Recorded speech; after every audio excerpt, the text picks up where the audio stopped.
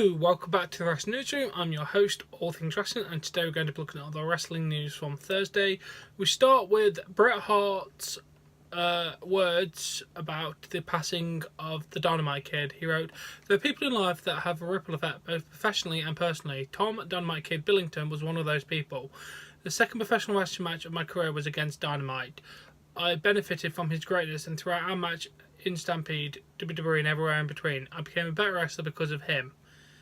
Dynamite truly was the best wrestler ever, pound to pound. Tom was family, my brother-in-law, and we were very close. In many ways, I felt like one of the few. I felt like one of the few people that truly knew him, both good and the bad. I saw Tom one final time this past June in England, and I can only hope he is finally at peace. My thoughts are with his children, Brownie, with the entire family. His children have very hard to pronounce names. Sorry about that. But yes, lovely tributing words from Bret Hart there. Then we go to the ratings for Raw and SmackDown. Raw was down from 2.37 to 2.29. So a massive drop. The bad thing is the first hour was 2.2, and then shot up to 2.4, and then down to 2.2 again. Damn, that's not very good opening. They have not had that bad opening. I'm looking at all the ones over like the last year or so. It doesn't look like they've had that opener for ever. That's a really poor opening number, but damn. And SmackDown drew 1.9, which is down from last week's 2.2. Damn, why did SmackDown get so bad? It was so good. I liked it. I don't know why it's so bad. But an interesting note about Raw, it appears that the death of former US President George H.W. Bush had led Vince McMahon to rewrite the show. Like last week, this week's Raw was completely rewritten by Vince McMahon at the last minute. He didn't even show up until 3:30 because he was visiting his mum. So we got there at 3:30 Central Time. The show starts at 7 p.m. So we got there 3.5 hours before show. And he shows up, and basically the gist of everything is feels like we're in Houston, Texas. President Bush just died, and people are going to be in a somber mood. So we're gonna have to make them happy. So that's why Finn Balor did what he did. He got the win in his match. Ronda Rousey stood tall at the end of the show. It made the whole scale change from what the original script was for more happiness. Babyfaces did much better because Vince McMahon felt that they had to do it that night, and just felt, they had to give the people a show that they would go home happy on, because they expected 30 people that were going to be going through a tough time with Bush passing away. Damn.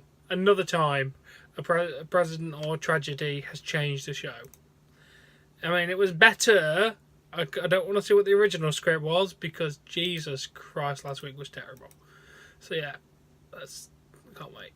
And then the latest on Alexa Bliss is the rumour is she won't be returning until the Royal Rumble. Most likely they'll probably give her a Raw next week, The performance center has a bunch of rings, but one of those rings is entirely a crash mat.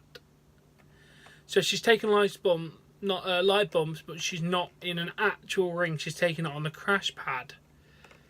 I guess they're doing it to see if she doesn't end up with vertigo. I don't know what that is, but it's not good. And then in a press conference held today regarding the relaunch of XFL. Sorry, this was yesterday's news. But yeah, I'm just gonna. The new season will kick off February 8th and 9th in 2020. They also confirmed the cities and venues for the season. New York/New Jersey MetLife Stadium, capacity 82,500. Arlington, Texas at Global Life Park, 52,419. Houston, Texas at TDECU Stadium, 40,000. Los Angeles, California, StubHub Center, 27,000. St. Louis, Missouri at Dome America Center, 66,965. Seattle, Washington at CenturyLink Field, 72,000. Tampa, Florida at Raymond James Stadium, 69,000. 65,890. Washington DC at the Oldie Field with 20,000. Vince McMahon also took the stage and said, it's been 20 years since they announced the first version of the league, but they were just ahead of their time. We'll have to wait and see how the relaunch goes. Maybe that statement's true, maybe that statement's wrong. We'll have to wait and see. And then WWE Hall of Famer Tony Atlas did an interview with Boston Wrestling and talked about not liking JBL. One of the worst people I didn't like. If I had half a chance, I would whoop his ass, going and coming, and that's Bradshaw. What a prick. Because he's a prick. A first fucking class prick. Worst individual anyone ever want to meet in their life. He would take guys who were not on his standard and would have always tried and put people down. He's the type of guy that likes to belittle people, you know. One time he got his ass whooped by an office person, Joe Styles, beat his bob. I watched the way he acted around other people. He always thought he was better than all the guys in the dressing room. He's very arrogant and sarcastic. He's not a likeable person. If you worked in the territory with him, that's why when he got beaten up with Jerry Styles, that's everyone loved that. Everybody was cheering about it. I was hearing about it before the fight was over. People were texting me saying he's got what is coming to him. It's like he just liked to belittle people. It's his nature. He's a nasty person. He can be very nasty. There's nobody that I knew who liked him while I was there. He was not liked by anybody. If he was sitting here right now, I'd tell him that he's a prick.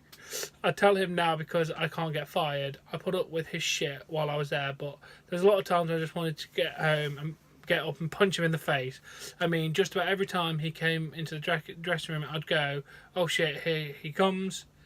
He would make stuff up during his drug days. He would bring it up every time he saw me. Tony, like Hoover, he would always bring up cocaine. Oh, during Tony's drug days. So I thought he talked about JBL's drug days. Always bringing up shit like that. I always tried to keep that under wraps because my job was to teach all the young kids like Sheamus, all the young kids that came in. Vince said, talk to them, Tony. Tell them where you made your mistake so they don't make the same mistakes. So that was primarily my job, to tell other kids and everything. I tried to help some young kid. Here comes Bradshaw, putting me down in front of them. So he puts me down in front of the kids. The kid would start laughing at you. So now, all sooner swear, you might have reached this young man and guide him in the right direction. Bradshaw would just come up and destroy all that, saying, you're listening.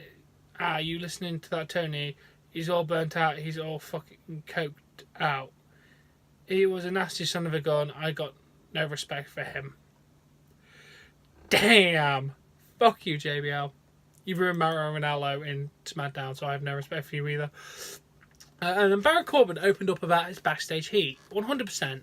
But I think there's anything in a competitive business, whether it's WWE, UFC, NFL, it's competitive business. Everyone wants to be the best, and when there's a new guy coming in and there's a buzz about him, oh, he's a pro football player, you instantly have people that don't like you because they're afraid you're going to take their spot.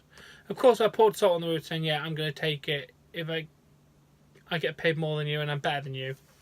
He also comments on his general manager role. They're letting me have fun with it. They're letting me do it my way, and Vince McMahon loves it. For the last 4 weeks, I've been in the first 15 minutes of Raw, which is crazy. That's a John Cena spot, that's a Roman Reigns spot, and I'm doing it. It's a great opportunity, and I love the challenge. I love being able to do that every single week and fit it. And right now, people have it. And right now, people have me for it, and I love it. Like, they despise that I'm on their TV 6 or 7 times a night. Yeah, the problem is people just tune out, dude, as you can tell. And then it has been confirmed that at NXT TakeOver Phoenix, Aleister Black will face Tommaso Ciampa for the NXT Championship.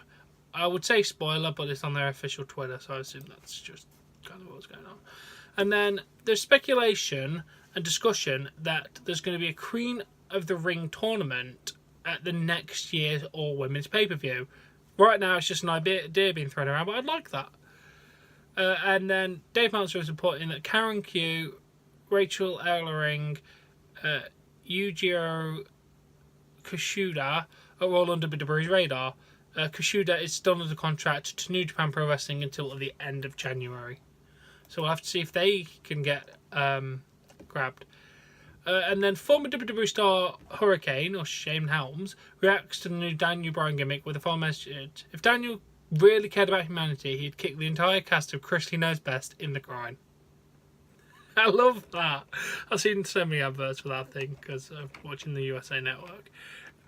That's so funny.